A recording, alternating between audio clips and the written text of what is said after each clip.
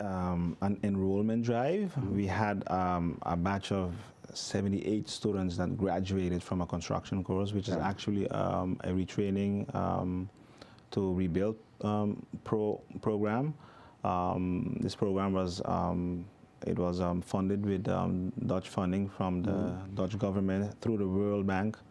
I gotta give, praises to my school board who decided that they were gonna bring in a team from Trinidad to help us support with these courses, and that went very well.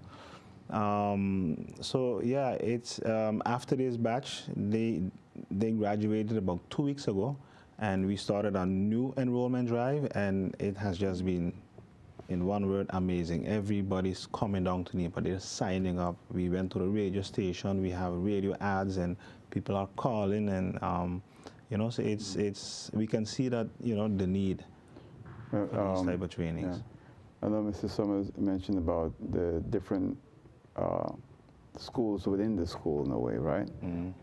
There's also nursing and hospitality. I was quite surprised with all the different things that you all offer there.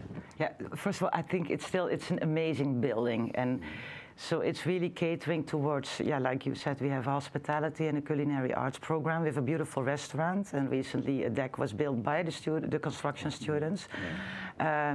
We have an ICT program of 2 years.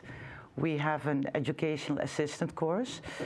We also have a business program, a maritime program. Maritime also? Yeah, that's correct. So you'll get support from the yachting industry? Now that's really a nice question, I think, because we are working on that, and it's very important, and we see that need. As you know, the yachting industry caters for quite some employment, and we would like to encourage that more of our local people can get jobs in the maritime sector. Right. And we have received some very good feedback, so hopefully in the future we can have a very nice relationship with them. Yeah. And what else? So what else you're doing? In terms of the programs, you had carpentry just recently, right? Yes, we had carpentry. What about masons and all those plumbers?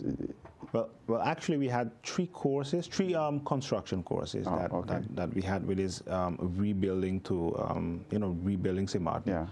We had property maintenance, we had carpentry, we had electrical, and we have decided that we're going to add 2 more courses, which is masonry and plumbing. So coming March the 18th, we will be having 5 courses, construction courses. What about the electrical part? How many weeks or months that took? The courses have a duration of 6 months. Okay. It is a level 1 course, and we explained earlier that a level 1 is a 1-year course, but we were able to shorten the course because the internship part, which is a very important part in this institution, that all students go on internship, they do this internship on site. So the last batch we had, they built a beautiful restaurant deck outside from wood with the roof, everything on it, and also a classroom inside. When you do these courses, and for the whole vocational education area, is to see like who gets employment afterward. So in this program, there's a close relationship with social services and labor affairs to keep track of those students and to help them to get a job. I know, because last night I had president of the St. Maarten Communication Union here, and he voiced his concern as to employment possibilities for the same 78 persons that you all mentioned that graduated from NIPA.